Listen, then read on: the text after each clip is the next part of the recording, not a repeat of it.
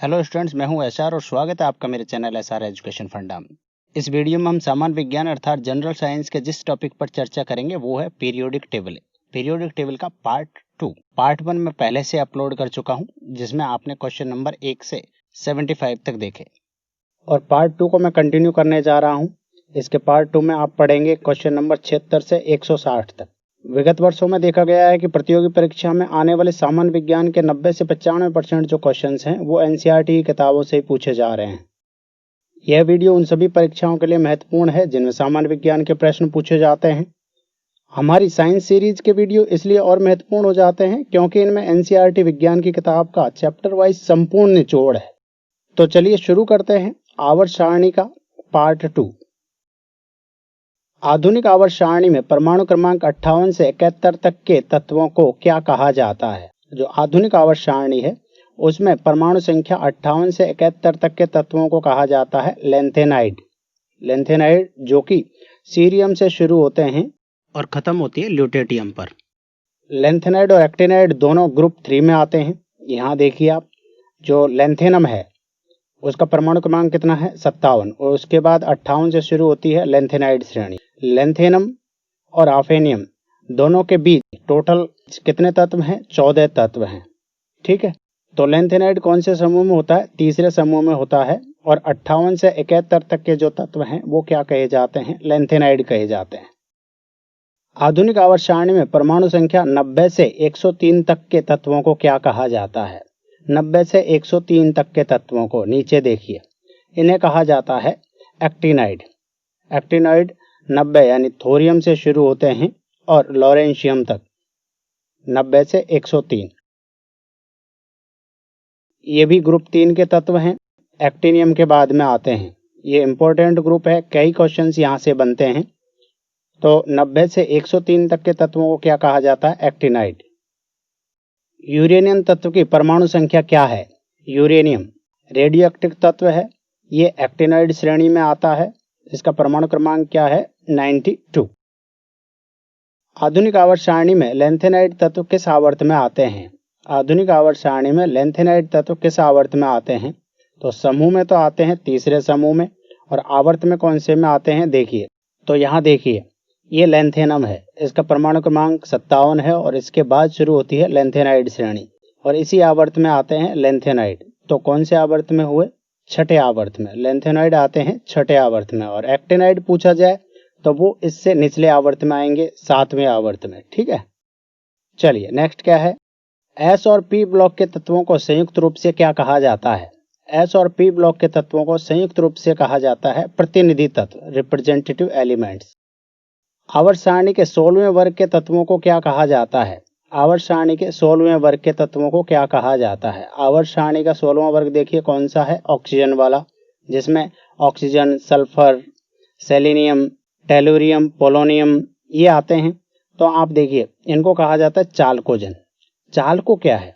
चालको Greek word है, चालको वहां copper को कहा जाता है। ठीक है, और जन का मतलब होता है बॉर्न, यानी उससे पैदा हुए, प्रोड्यूस किए हुए। जो कॉपर के अयस्क होते हैं वो सभी अयस्क ज्यादातर किसके होते हैं? ऑक्साइड और सल्फाइड अयस्क होते हैं, और इनके साथ जो ट्रेस अमाउंट में यानी बहुत कम मात्रा में क्या पाए जाते हैं? सेलेनियम और टेलुरियम पाए जाते हैं। इसलिए ग्रुप 16 कहा जाता है चालकोजेंस। थोरियम का परमाणु संख्या अर्थात क्रमांक, परमाणु क्रमांक क्या है? थोरियम का परमाणु क्रमांक पूछा है। थोरियम किस श्रेणी का तत्व है? थोरियम एक्टिनाइड श्रेणी का तत्व है, और इसका ये पहला सदस्य है। और अंतिम सदस्य क्या है इसका? अंतिम है लॉरेंशियम। ठीक, तो इसका परमाणु क्रमांक क्या होता है? 90। आधुनिक आवर्त सारणी में यूरेनियम के बाद आने वाले तत्वों को क्या कहा जाता है? आधुनिक आवर्त सारणी में जो यूरेनियम के बाद तत्व आते हैं उन्हें कहा जाता है परायूरेनस, यानी कि ट्रांस यूरेनिक एलिमेंट्स। सिक्का धातु किसे कहा जाता है? सिक्के कौन कौन सी धातु से बनते हैं? कॉपर से, चांदी से, सोने से, इन सभी से बनते हैं। तो सिक्का धातु कहा जाता है कॉपर, सिल्वर और गोल्ड, तीनों को। आंसर हो जाएगा आपका उपरोक्त सभी।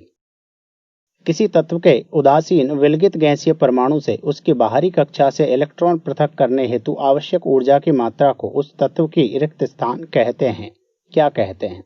यदि कोई उदासीन आइसोलेट, ठीक है, विलगित मतलब आइसोलेट, अलग थलग, कोई गैसीय परमाणु है, उसकी बाहरी कक्षा से इलेक्ट्रॉन को अलग करने के लिए हमें ऊर्जा देनी पड़ेगी और उस ऊर्जा को क्या कहते हैं? उसे कहते हैं आयोनाइजेशन एनर्जी। क्या कहते हैं? आयोनाइजेशन एनर्जी, यानी कि आयनन ऊर्जा।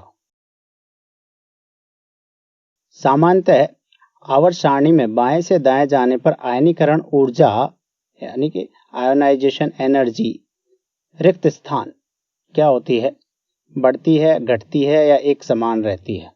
तो देखिए, आवर्त में जब भी हम बाएं से दाएं जाएंगे तो परमाणु का आकार क्या होता है? घटता जाता है। और जैसे जैसे परमाणु का आकार घटता जाता है वैसे वैसे जो नाविक है उससे इलेक्ट्रॉन की दूरी कम होती जाती है, यानी कि आवर्त में बाएं से दाएं जाने पर क्या होता है?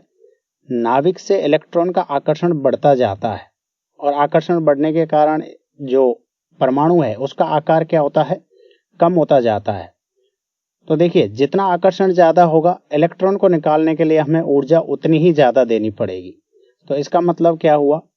इसका मतलब ये हुआ कि आवर्त में जब बाएं से दाईं ओर जाएंगे तो आयोनाइजेशन एनर्जी का मान क्या होगा? बढ़ेगा, आयनीकरण ऊर्जा बढ़ती है। ऑप्शन ए सही आंसर हो जाएगा, आयोनाइजेशन एनर्जी बढ़ती है। अब ग्रुप का देख लो, यदि ग्रुप में ऊपर से नीचे की ओर जाएंगे तो परमाणु का आकार बढ़ता जाता है, यानी कि नाभिक से जो बाहरी इलेक्ट्रॉन है, बाहरी कक्षा का जो इलेक्ट्रॉन है, उसकी दूरी बढ़ती जाएगी। उससे क्या होगा? आकर्षण कम होगा उस इलेक्ट्रॉन का नाभिक के प्रति, तो वहां आयनाइजेशन एनर्जी हमें कम देनी पड़ेगी इलेक्ट्रॉन को निकालने के लिए। तो ग्रुप में ऊपर से नीचे जाते हैं तो आयनाइजेशन एनर्जी क्या होती है? घटती है। नेक्स्ट क्या है? किसी तत्व के उदासीन परमाणु द्वारा अपने बाह्यतम कक्ष में एक अतिरिक्त इलेक्ट्रॉन ग्रहण करने के फलस्वरूप निर्मुक्त ऊर्जा की मात्रा को क्या कहते हैं? क्या कहते हैं? देखिए, अभी हमने पढ़ा था आयोनाइजेशन एनर्जी, तो उसमें इलेक्ट्रॉन को बाहर निकालने के लिए क्या करना पड़ता था? एनर्जी देनी पड़ती थी। अब है किसी इलेक्ट्रॉन को बाह्यतम कक्षा में प्रवेश कराने के लिए क्या होता है? एनर्जी निकलती है। कोई भी इलेक्ट्रॉन जो बाहरी कक्षा में आता है तो एनर्जी मुक्त होती है, ऊर्जा मुक्त होती है। इस ऊर्जा को क्या कहते हैं? इसे कहते हैं इलेक्ट्रॉन बंधुता। इलेक्ट्रॉन बंधुता मतलब इलेक्ट्रॉन एफिनिटी। आवर्त सारणी में कमरे के ताप पर द्रव अवस्था में पाए जाने वाले तत्वों की संख्या कितनी है? आवर्त सारणी में कमरे के ताप पर कितने तत्व पाए जाते हैं? 25 डिग्री पे ये 2 तत्व पाए जाते हैं, ब्रोमीन और मरकरी। कितने? 2 तत्व। किसी सहसंयोजी यौगिक में किन्हीं 2 परमाणुओं के मध्य बने बंध से एक तत्व के परमाणु द्वारा इलेक्ट्रॉन युग्म को अपनी ओर आकर्षित करने की प्रवृत्ति को क्या कहते हैं? जो सहसंयोजक बंध बनता है तो उसमें जब 2 परमाणु जुड़े हुए होते हैं तो एक परमाणु क्या करता है? इस युग्म को अपनी ओर खींचता है। जैसे HF में क्या करता है? फ्लोरीन इस युग्म को, इलेक्ट्रॉन युग्म को अपनी ओर खींचता है। तो ये खींचने की जो प्रवृत्ति है ये कहलाती है विद्युत ऋणात्मकता। यानी कि यहाँ क्या है? हाइड्रोजन से फ्लोरीन की विद्युत ऋणात्मकता ज्यादा है। सर्वाधिक विद्युत ऋणात्मक तत्व है आवर्त सारणी में सबसे ज्यादा इलेक्ट्रोनेगेटिव एलिमेंट कौन सा होता है? ये होता है क्लोरीन, F। किस तत्व की इलेक्ट्रॉन बंधुता सर्वाधिक होती है?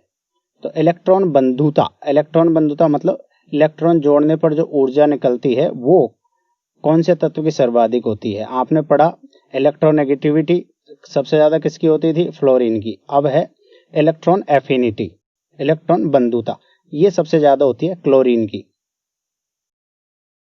निम्नलिखित में से सत्य कथन चुनिए। सत्य कथन कौन सा है? ऑप्शन ए है समूह 1 की धातुओं को क्षारीय धातु कहा जाता है। बिल्कुल सही है। समूह 1 की जो धातु होती है, lithium, sodium, potassium, rubidium, caesium, इन सबको क्या कहा जाता है? क्षारीय धातु कहा जाता है। ऑप्शन बी, समूह 2 की धातुओं को क्षारीय मृदा धातु कहा जाता है। तो ये भी बिल्कुल सही है। समूह जो 2 है, ग्रुप नंबर 2, उसकी धातुओं क्या कहा जाता है? क्षारीय मृदा धातु। कौन कौन सी धातु हैं? जैसे beryllium, magnesium, calcium, strontium, barium, ये सब क्या हैं? ये सब क्षारीय मृदा धातु हैं। तो आपको ध्यान रखना है, ये क्वेश्चन कई बार पूछे जाते हैं। क्षारीय मृदा धातु किसे कहा जाता है? आपको याद रखना है, ग्रुप 2। क्षारीय धातु किसे कहा जाता है? आपको याद रखना है, ग्रुप 1। ऑप्शन सी है, एक्टिनाइड श्रेणी में रेडियोधर्मी तत्व आते हैं। तो ये भी बिल्कुल सही है। जो एक्टिनाइड श्रेणी है उसमें ज्यादातर तत्व हैं वो सभी रेडियो एक्टिव तत्व हैं। तो आंसर हो जाएगा आपका उपरोक्त सभी। तत्वों के भौतिक एवं रासायनिक गुण उनके परमाणु क्रमांकों के आवर्ती फलन होते हैं। यह आधुनिक आवर्त नियम किसके द्वारा दिया गया? जो आधुनिक आवर्त सारणी है वो इसी नियम पर डिपेंड है, इसी नियम पर आधारित है। तो ये दिया गया था मोजले के द्वारा। किसके द्वारा? मोजले के द्वारा। आवर्त में बाएं से दाएं जाने पर, आवर्त में बाएं से दाएं जाने पर क्या होता है? देखिए, ऑप्शन ए दे रखा है, परमाणु त्रिज्या घटती है। तो ये बिल्कुल सही है। आवर्त में जब भी बाएं से दाएं जाएंगे तो परमाणु त्रिज्या घटती है। ऑप्शन बी दे रखा है, इलेक्ट्रॉन बंधुता बढ़ती है। इलेक्ट्रॉन बंधुता जब भी बाईं से दाईं ओर जाएंगे तो बढ़ती है। ये भी बिल्कुल सही है। विद्युत ऋणात्मकता बढ़ती है। जो इलेक्ट्रोनेगेटिविटी है वो भी क्या होती है? आवर्त में बाएं से दाएं जाने पर बढ़ती है। तो तीनों के तीनों ही सही हैं ऑप्शन। तो आंसर हो जाएगा उपरोक्त सभी। भविष्य का ईंधन किसे कहा जाता है? भविष्य का ईंधन, भविष्य का ईंधन कहा जाता है हाइड्रोजन को। किसे? हाइड्रोजन को। नेक्स्ट क्या है? वह बर्फ जिसमें रोगाणु नहीं होते हैं और जो लगभग 2000 से 3000 वर्ष पुरानी होती है कहलाती है। वो बर्फ जो 2000 से 3000 वर्ष पुरानी होती है और रोगाणु रहित होती है, कौन सी बर्फ कहलाती है? ये कहलाती है ब्लू आइस। कौन सी? ब्लू आइस, जो आप विस्की वगैरह में भी ये यूज की जाती है। निम्नलिखित में से गलत कथन कौन सा है? गलत कथन छाटिए। ऑप्शन ए दे रखा है, आवर्त सारणी के वर्ग में ऊपर से नीचे जाने पर परमाणु त्रिज्या बढ़ती है। तो ये बिल्कुल सही है। आवर्त सारणी में जब भी ऊपर से वर्ग में ऊपर से नीचे जाते हैं तो परमाणु का आकार बढ़ता है। इसका मतलब परमाणु त्रिज्या बढ़ती है। ऑप्शन बी देखिए, आवर्त सारणी के वर्ग में ऊपर से नीचे जाने पर आयनन ऊर्जा घटती है। तो ये भी बिल्कुल सही है, क्योंकि आवर्त सारणी में वर्ग में ऊपर से नीचे जाएंगे तो परमाणु का आकार बढ़ता जाता है, यानी कि इलेक्ट्रॉन की जो दूरी है नाभिक से वो बढ़ती जाएगी। तो इलेक्ट्रॉन को निकालने के लिए हमें क्या देना पड़ेगी? कम एनर्जी देनी पड़ेगी, क्योंकि जैसे जैसे आकार बढ़ता जाएगा तो इलेक्ट्रॉन और नाभिक के बीच जो आकर्षण है वो कम होता जाएगा। वर्ग में ऊपर से नीचे जाने पर विद्युत ऋणात्मकता घटती है। तो ये भी बिल्कुल सही है। वर्ग में ऊपर से नीचे जाएंगे तो विद्युत ऋणात्मकता क्या होगी? घटेगी। विद्युत ऋणात्मकता और आयनन ऊर्जा दोनों वर्ग में ऊपर से नीचे जाने पर घटती है, जबकि वर्ग में बाएं से दाएं जाने पर दोनों बढ़ती है। ऑप्शन डी है, आवर्त सारणी के वर्ग में ऊपर से नीचे जाने पर परमाणु त्रिज्या समान है। तो ये गलत है। आवर्त सारणी के वर्ग में ऊपर से नीचे जाते हैं तो परमाणु त्रिज्या बढ़ती है, क्योंकि परमाणु का आकार भी बढ़ता है। उसके साथ साथ क्या होती है? परमाणु की त्रिज्या बढ़ती है।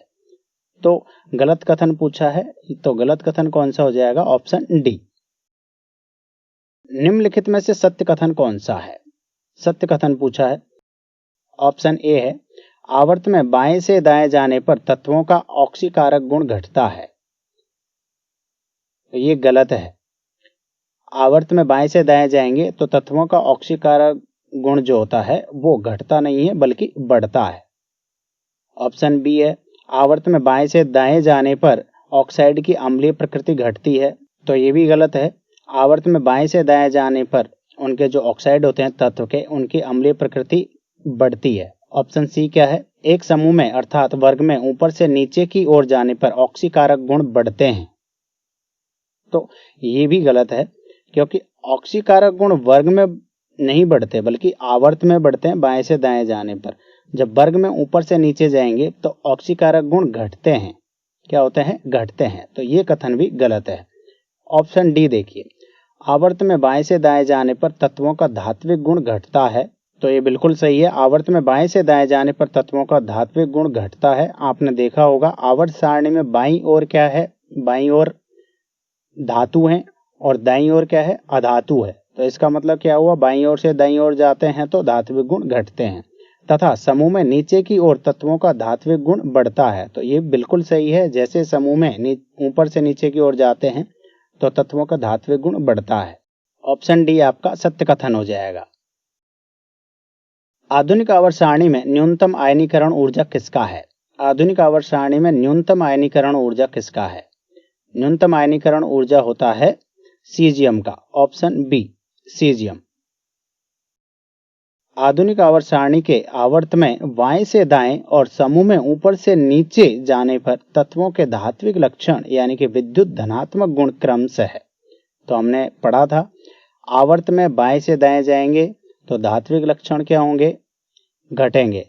और वर्ग में ऊपर से नीचे जाएंगे तो धात्विक लक्षण क्या होते हैं? बढ़ते हैं।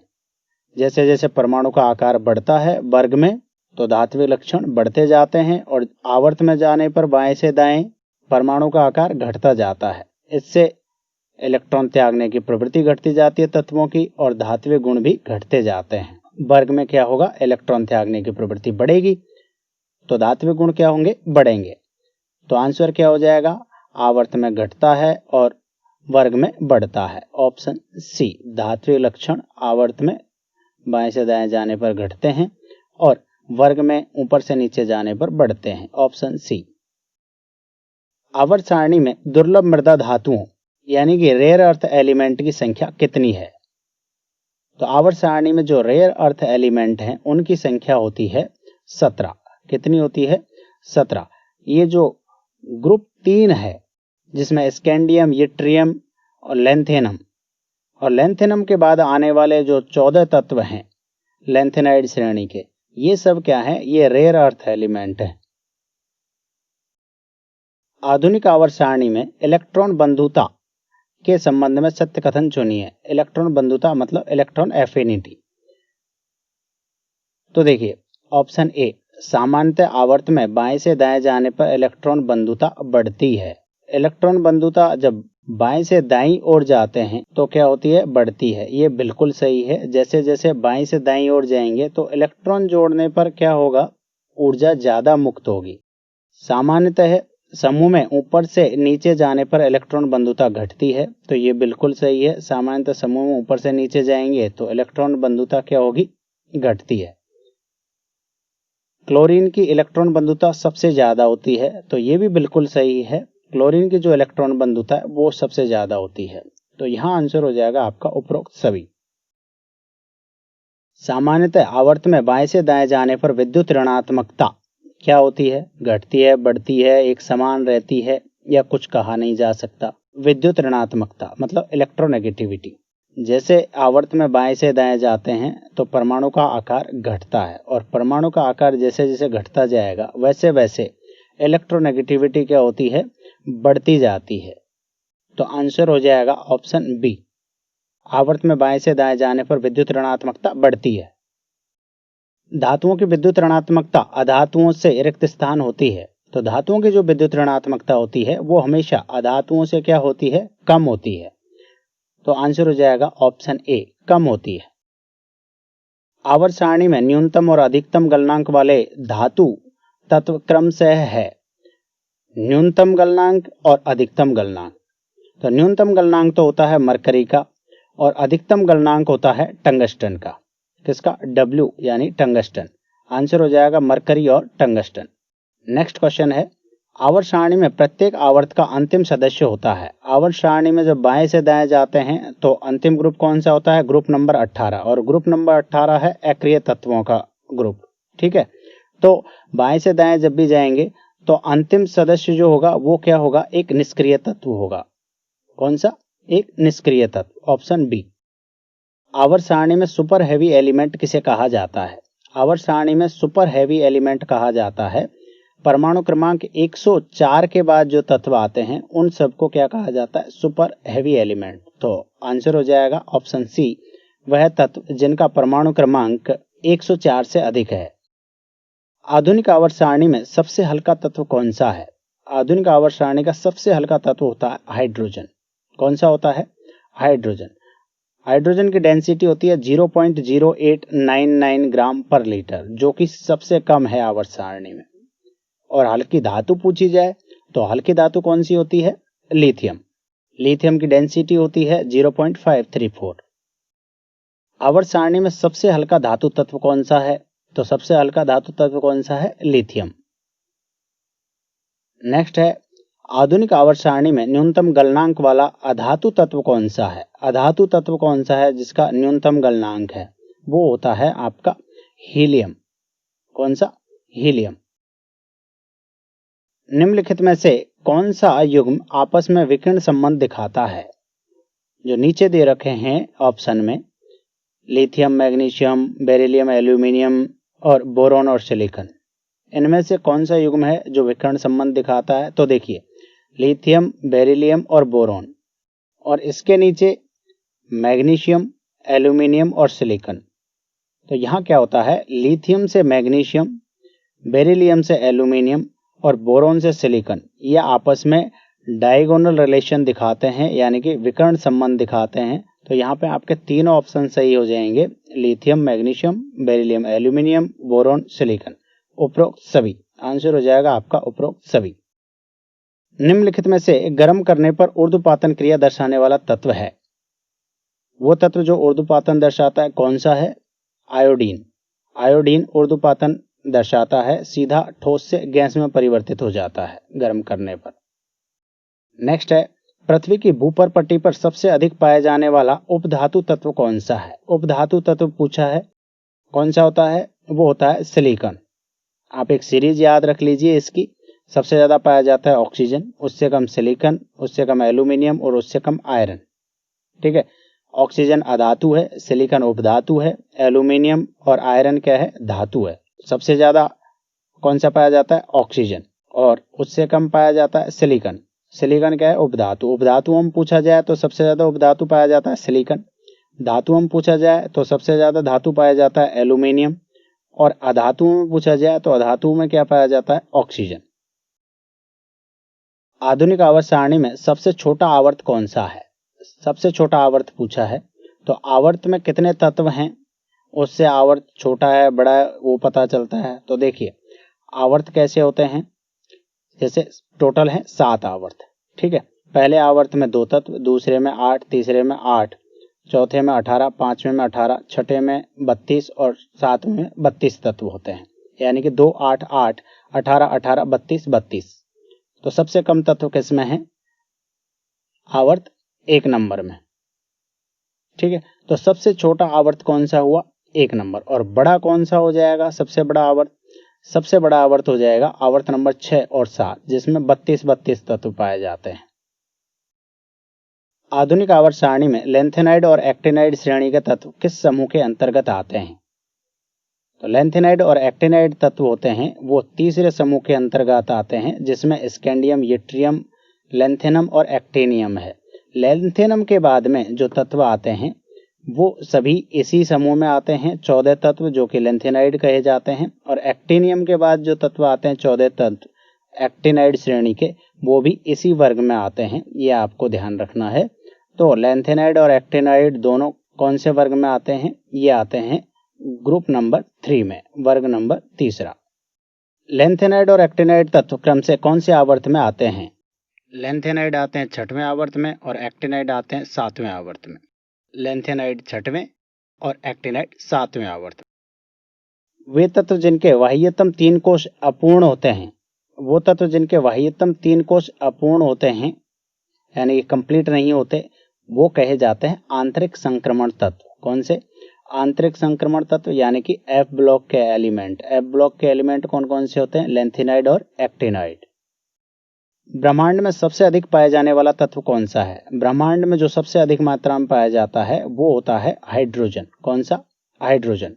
यह आपको क्रम याद रखना है। सबसे ज्यादा पाया जाता है हाइड्रोजन और उससे कम पाया जाता है हीलियम। यदि किसी तत्व का अंतिम इलेक्ट्रॉन अथवा संयोजी इलेक्ट्रॉन डी उपकोष में जाता है तो वह तत्व होगा। तो देखिए, यदि किसी तत्व का अंतिम इलेक्ट्रॉन अर्थात संयोजी इलेक्ट्रॉन एस उपकोष में जाता है तो वो एस ब्लॉक का एलिमेंट होगा। यदि पी उपकोष में जाता है तो वो पी ब्लॉक का एलिमेंट होगा, डी उपकोष में जाता है डी का, और एफ में जाता है तो एफ ब्लॉक का। ठीक है, यहाँ पूछा है डी उपकोष में चला जाता है तो ये किसका होगा, डी ब्लॉक का एलिमेंट होगा, ऑप्शन सी। सबसे भारी धातु तत्व कौन सा है, सबसे भारी धातु या तत्व कौन सा है, ये होता है ऑस्मियम। आवर्त सारणी का ये सबसे भारी तत्व भी होता है, सबसे भारी धातु तत्व ही नहीं बल्कि आवर्त सारणी का सबसे भारी तत्व होता है, कौन सा, ऑस्मियम। सबसे अधिक क्रियाशील धातु तत्व कौन सा है, सबसे ज्यादा क्रियाशील धातु तत्व कौन सा होता है, ये होता है सीजियम। आपने इससे पहले पढ़ा था धातुओं के निष्कर्षण में, जिसमें सोडियम, पोटेशियम, लिथियम ये सब क्या थे, सबसे ज्यादा सक्रिय तत्व थे, लेकिन वहां निष्कर्षण के संदर्भ में थे। आवर्त सारणी में पूछा जाए सबसे अधिक क्रियाशील तो वो होता है कौन सा, सीजियम। प्रकृति में पाया जाने वाला वह एकमात्र तत्व जिसके पास कोई न्यूट्रॉन नहीं होता, प्रकृति में पाया जाने वाला एकमात्र तत्व कौन सा है जिसके पास कोई न्यूट्रॉन नहीं होता, ये होता है हाइड्रोजन। हाइड्रोजन में क्या होता है, नाभिक में एक प्रोटॉन होता है और एक इलेक्ट्रॉन होता है कोश में। ठीक है, एक ही कोश होता है इसमें, एक प्रोटॉन और एक इलेक्ट्रॉन, यहाँ न्यूट्रॉन नहीं होता। तो आंसर हो जाएगा हाइड्रोजन। हाइड्रोजन को प्रोटियम भी कहा जाता है। हाइड्रोजन के 3 समस्थानिक होते हैं, प्रोटियम, ड्यूटेरियम और ट्राइटियम। तो प्रोटियम है वो प्रकृति में सबसे ज्यादा पाया जाता है, जिसे हम हाइड्रोजन कहते हैं। ठीक है, आधुनिक आवर्त सारणी में सबसे बड़ा समूह अथवा ग्रुप कौन सा है, सबसे बड़ा समूह अथवा ग्रुप कौन सा है, तो आपको ये हमेशा ध्यान रखना है।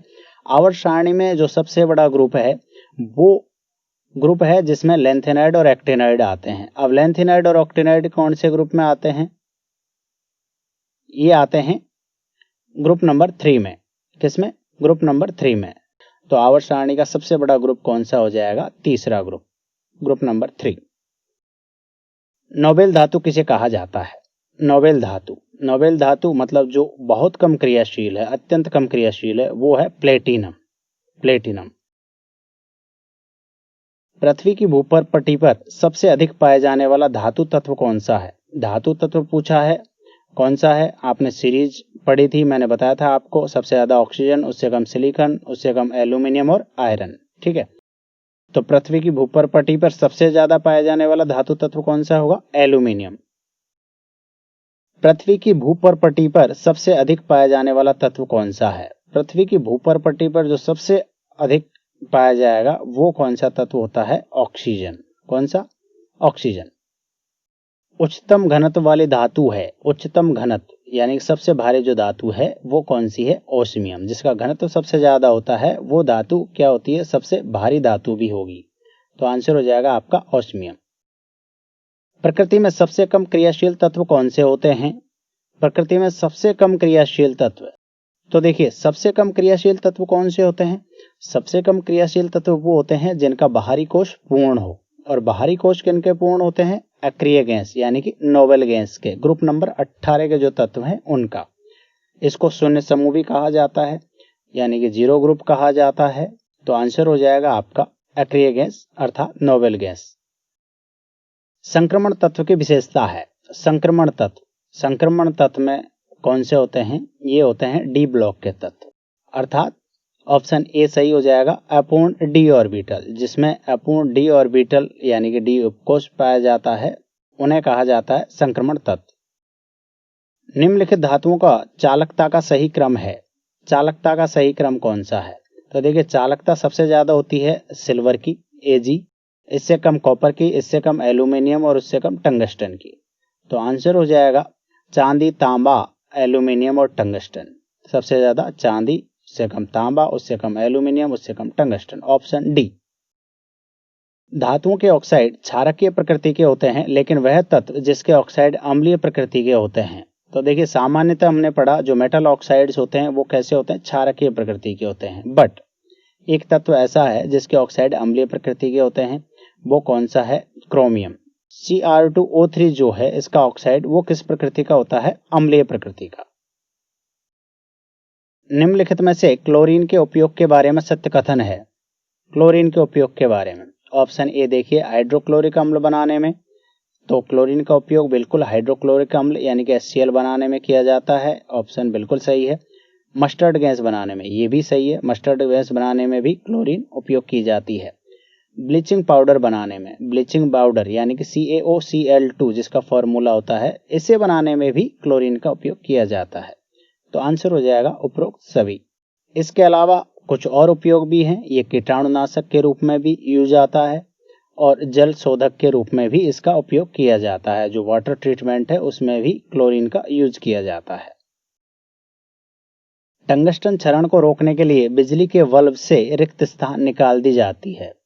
ये देखिए, ये जैसे बल्ब है और ये क्या होता है, ये फिलामेंट होता है टंगस्टन का, ठीक। और बल्ब में भरी होती है गैस, जैसे नियॉन है, आर्गन है। तो इनको भरने से पहले क्या किया जाता है, जो बल्ब के अंदर से जो हवा होती है उसे निकाल दिया जाता है। किसको निकाल दिया जाता है? हवा को। हवा क्या करती है? हवा में ऑक्सीजन होती है, जिससे जो टंगस्टन का फिलामेंट है उस पर रस्ट लगती है। तो किस लिए हवा निकाल दी जाती है? ताकि टंगस्टन का क्षरण ना हो, उस पर रस्ट ना लगे, ठीक है। वह धातु जो ऑक्सीजन और नाइट्रोजन दोनों में जलती है। तो अक्सर आपने यही सुना है, जलने का मतलब होता है ऑक्सीजन से रिएक्शन। तो बिल्कुल सही है। तो प्रकृति के जो सभी पदार्थ हैं वो किस में जलते हैं? ऑक्सीजन के साथ। लेकिन एक ऐसा एलिमेंट भी है जो नाइट्रोजन के साथ भी जलता है। वो कौन सा है? वो होता है जर्मेनियम। जर्मेनियम जो होता है वो नाइट्रोजन और ऑक्सीजन दोनों के साथ जलता है। नेक्स्ट है, निम्नलिखित में से सबसे भारी व सबसे कठोर धातु क्रमशः है। सबसे भारी पूछा है, सबसे भारी होती है ऑस्मियम। सबसे कठोर धातु होती है प्लेटिनम। कौन सी? प्लेटिनम। तो आंसर हो जाएगा आपका ऑप्शन ए, ऑस्मियम व प्लेटिनम। निम्नलिखित में से रणनीतिक धातु कौन सी है? Strategic metal. स्ट्रेटेजिक धातु कौन सी है? स्ट्रेटेजिक धातु होती है टाइटेनियम। जो टाइटेनियम है उसका उपयोग युद्ध के हथियार या युद्ध की सामग्री बनाने में किया जाता है। नेक्स्ट है, निम्नलिखित में से सल्फर का उपयोग है। सल्फर का उपयोग, ऑप्शन ए देखिए, रबड़ को वल्केनाइज करने में। तो ये बिल्कुल सही है। सल्फर का उपयोग रबड़ को प्रत्यास्थ बनाने में और वल्केनीकरण करने में किया जाता है। ऑप्शन बी है बारूद बनाने में। तो ये भी बिल्कुल सही है, सल्फर का उपयोग बारूद बनाने में किया जाता है। ऑप्शन सी है औषधि के रूप में। ये भी बिल्कुल करेक्ट है, औषधि के रूप में भी सल्फर का प्रयोग किया जाता है। जो चर्म रोग होते हैं खासकर, उनकी जो दवाइयां बनती है उसमें सल्फर का उपयोग बहुतायत में किया जाता है। तो ऑप्शन डी आपका सही हो जाएगा, उपरोक्त सभी। निम्नलिखित में से मरकरी का उपयोग कौन सा है? मरकरी का उपयोग यानी कि Hg। देखिए, ऑप्शन ए थर्मामीटर में, बिल्कुल सही है, थर्मामीटर में मरकरी भरी हुई होती है। ऑप्शन बी सिंदूर बनाने में, यह भी बिल्कुल सही है। इसका जो अयस्क होता है शनिवार HgS, इसका उपयोग किसमें किया जाता है? सिंदूर बनाने में। ऑप्शन सी अमलगम बनाने में। तो ये भी बिल्कुल सही है, मरकरी का उपयोग अमलगम बनाने में होता है।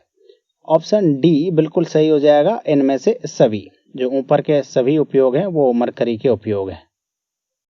स्थायी चुंबक बनाने के लिए इस्पात में क्या मिलाया जाता है? इस्पात का मतलब स्टील। ये किससे बनता है? आयरन और कार्बन से। किससे? आयरन और कार्बन से।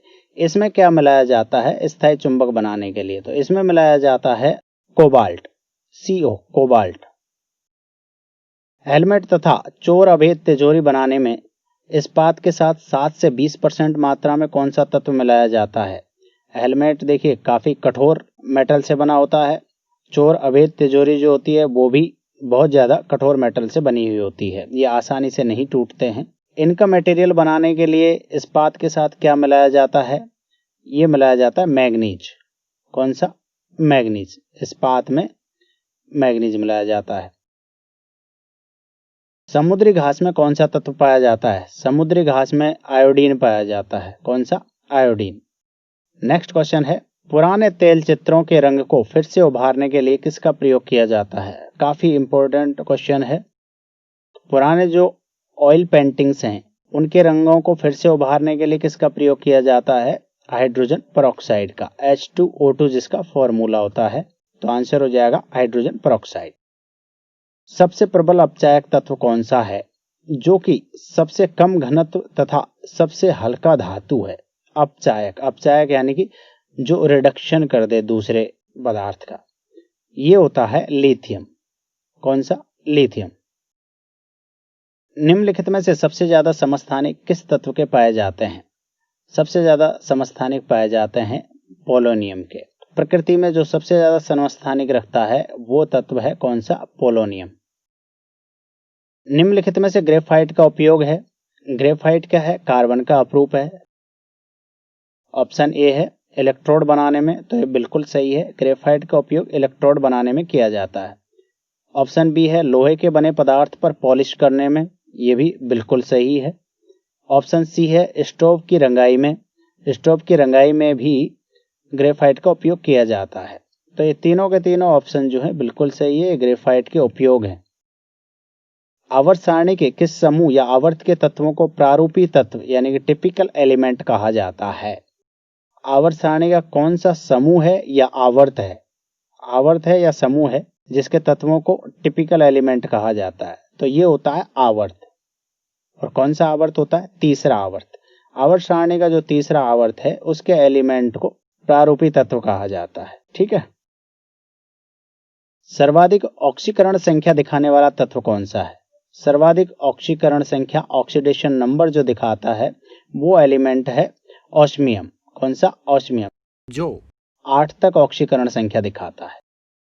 आवर्त सारणी का वह समूह अथवा ग्रुप जिसमें सबसे अधिक गैस तत्व उपस्थित हैं। तो आवर्त सारणी का वो कौन सा ग्रुप है जिसमें सबसे ज्यादा गैस तत्व है? ये ग्रुप है ग्रुप नंबर 18। ग्रुप नंबर 18 का मतलब 8A। इसे शून्य समूह भी कहा जाता है या अक्रिय गैस समूह कह लीजिए, अर्थात उत्कृष्ट गैस समूह भी इसे कहा जाता है। तो आंसर हो जाएगा आपका ऑप्शन ए, शून्य समूह अर्थात ग्रुप 8A, ग्रुप 18। निम्नलिखित में से आयोडीन का उपयोग कौन सा है? आयोडीन का उपयोग देखिए, ऑप्शन ए है औषधियों के उत्पादन में, बिल्कुल सही है। टिंचर आयोडीन बनाने में, तो ये भी बिल्कुल सही है। आयोडीन का उपयोग टिंचर आयोडीन बनाने में किया जाता है। ऑप्शन सी है कीटाणुनाशक के रूप में, तो ये भी बिल्कुल सही है। तो आंसर हो जाएगा आपका ऑप्शन डी, इनमें से सभी। अधातुओं में उच्चतम घनत्व वाली अधातु है। धातुओं में तो हमने पढ़ा सबसे उच्चतम घनत्व किसका होता है? ऑस्मियम का। लेकिन अधातुओं में जिसका सबसे ज्यादा घनत्व पाया जाता है वो होती है बोरोन। Option C. सामान्यतः प्रत्येक आवर्त का प्रथम सदस्य होता है। प्रत्येक आवर्त का जो प्रथम सदस्य होता है वो देखिए कौन सा होता है? ग्रुप 1 होता है। ग्रुप 1 में क्या क्या होते हैं? Lithium, sodium, potassium, rubidium, caesium, francium. ठीक है, ये सब क्या है? ये धातु है। इसका मतलब आवर्त सारणी का जो प्रथम सदस्य होता है वो क्या होता है? एक धातु होता है। Option A. तीसरे और चौथे समूह के ऑक्साइड का सामान्य गुणधर्म क्या है? तीसरे और चौथे समूह के जो ऑक्साइड होते हैं उनका सामान्य गुणधर्म होता है बेसिक और एसिडिक, दोनों टाइप के गुण दर्शाता है। आवर्त सारणी के दूसरे आवर्त में तत्वों की संख्या कितनी होती है? आवर्त सारणी का जो दूसरा आवर्त होता है उसमें तत्वों की संख्या कितनी होती है? तो देखिए, ये 1 से लेकर 7 आवर्त हैं। इनमें तत्वों की संख्या कैसे होती है? 2, 8, 8, 18, 18, 32, 32। तो दूसरे आवर्त में कितनी हुई? दूसरे आवर्त में 8 एलिमेंट होते हैं। कितने? 8।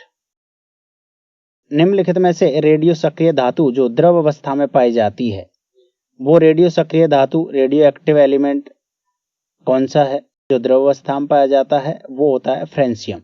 Option C, francium. सबसे अधिक गलनांक और क्वथनांक वाला अधातु तत्व कौन सा है?